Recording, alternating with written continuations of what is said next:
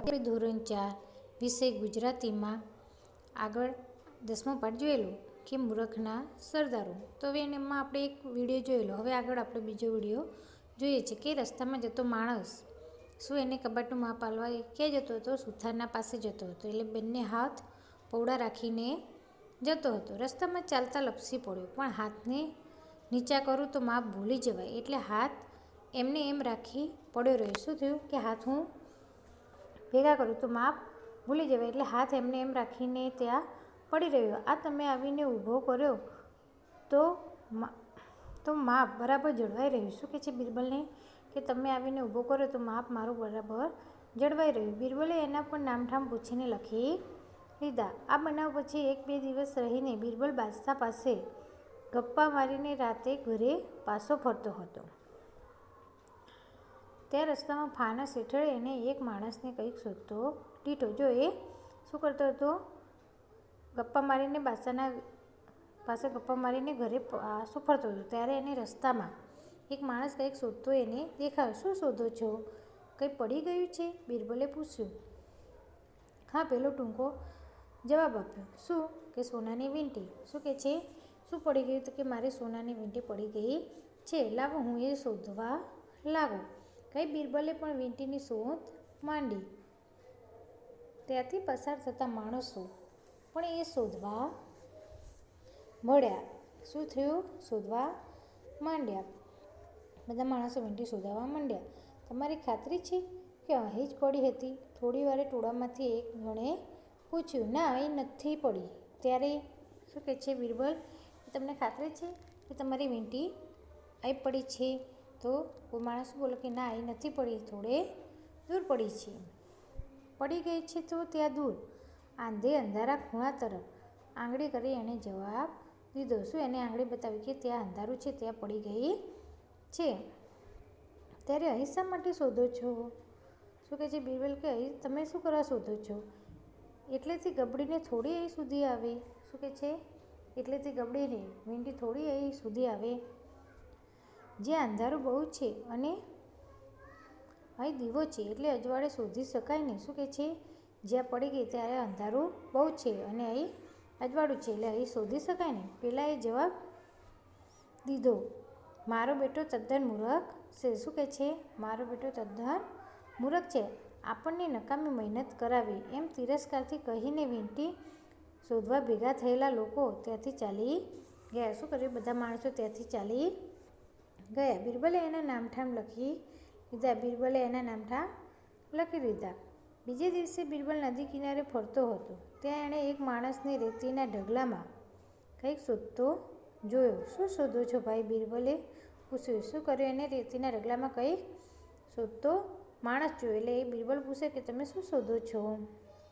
હું નદીમાં નાહવા ગયો હતો, ત્યારે મારી આંગળીએ હીરાની વીંટી હતી, તે મેં અહીં રેતીમાં દાટી હતી. હવે તે જડતી નથી. પેલાએ કહ્યું. શું કે છે? હું નદીમાં નાહવા ગયો ત્યારે મારા હાથમાં હીરાની વીંટી હતી, તે મેં અહીં રેતીમાં દાટી હતી, પણ હવે મળતી નથી.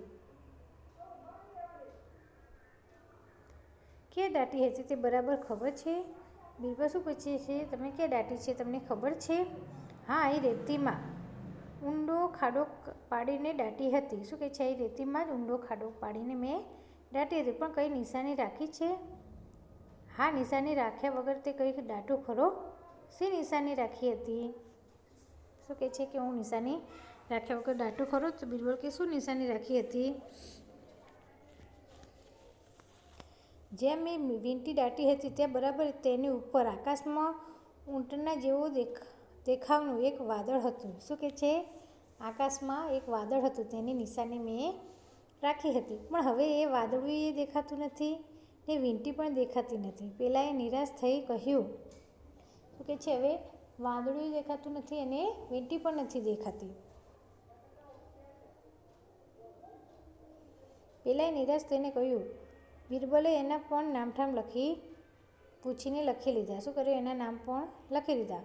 અકબરે આપેલી મહેતલ પૂરી થઈ એટલે દરબારમાં જઈને એ ઉપર ગણાવેલ 4 જણાના નામઠામ આપી અકબરને એ સૌને બોલાવી મંગાવવા કહ્યું. શું કર્યું? કે એને નામઠામ પૂછ્યા, બધાને બોલાવવાનું કહ્યું. આપણે માગેલા મૂરખના સરદાર આ રહ્યા નામદાર. શું કહે છે દરબારમાં આવીને કે આપણે મંગાવ્યા હતા મૂરખના સરદારો, એ બધા આ રહ્યા. પણ આ તો 4 છે, મેં તને 6 લાવવા કહ્યું હતું. અકબરે કહ્યું. અકબર શું કહે છે કે મેં તને 6 લાવવાના કીધું હતું, આ તો 4 જ છે. નામદાર 6 એ 6 હાજર છે, બિરબલે જવાબ દીધો. આ તો 4 દેખાય છે, બાકીના 2 ક્યાં છે? અકબરે પૂછ્યું. શું કહે છે આ તો 4 દેખાય છે, બાકીના 2 ક્યાં છે?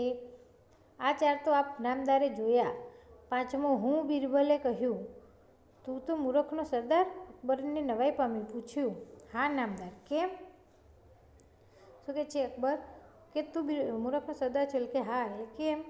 તો કે જાણે બીજા કોઈ કામ ન હોય તેમ મૂર્ખાઓની શોધ કરવા હું નીકળ્યો ને મેં 8 દહાડા નકામા બગાડ્યા, તે હું મૂરખનો સરદાર નહીં તો બીજું શું કહેવાય? શું કહે છે મેં ખાલી ખોટા 8 દિવસ બગાડ્યા તો હું મૂરખનો સરદાર નહીં તો બીજું શું કહેવાય? બિરબલે કહ્યું, અને છઠ્ઠો નામદાર કશુંક માફ કરજો. શું કહે છે? છઠ્ઠો નામદાર કહું છું, પણ મને માફ કરજો. પણ રાજકાજના ને બીજા અનેક સારા કામો પડતા મૂકી મૂરખના સરદારો શોધી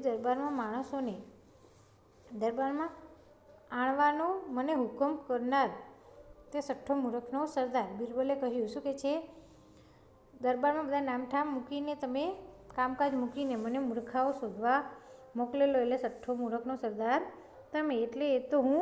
અકબરે કહ્યું, હા નામદાર, આપણે બંને. હું મૂરખને શોધવા માટે ગયો, એટલે હું મૂરખને આપે મને શોધવા મોકલ્યો માટે આપ. બિરબલે કહ્યું. શું કહે છે કે હું શોધવા ગયો, તમે મને શોધવા મોકલ્યો, એટલે આપણે બંને મૂરખના સરદારો કહેવાય.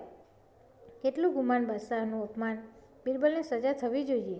એક દરબારી બોલી ઉઠ્યો. શું કહે છે કેટલું તમારું અપમાન કરે છે બાદશાહ, તો હવે બિરબલને સજા થવી જોઈએ. નહીં નહીં, અકબરે હસીને કહ્યું. બિરબલ સાચું કહે છે, એને ટકોર કરીને પણ મને ખરી વાતનું ભાન કરાવ્યું છે. કે શું કહે છે બિરબલ સાચું જ કહે છે કે એને મને ભાન કરાવ્યું છે. મૂર્ખાઓના વિચારમાં અથવા મૂર્ખાઓને શોધવામાં વખત બગાડ્યો, એ પણ મૂર્ખાઈ નહીં તો બીજું શું કહેવાય? શું કહે છે કે આપણે મૂર્ખાઓને શોધવામાં જે વખત આપણો બગાડ્યો ટાઈમ, એ મૂર્ખાઈ ના કહેવાય તો બીજું શું કહેવાય? બાદશાહે કહ્યું. પછી બિરબલને ઇનામ આપી રાજી કર્યા. શું કર્યું? બિરબલને ઇનામ આપી અને રાજી કર્યો. તો વિદ્યાર્થી મિત્રો, આપણે આ પાઠ જો હવે આગળ સ્વાધ્યાય અને શબ્દ સમૃદ્ધિ જોઈશું.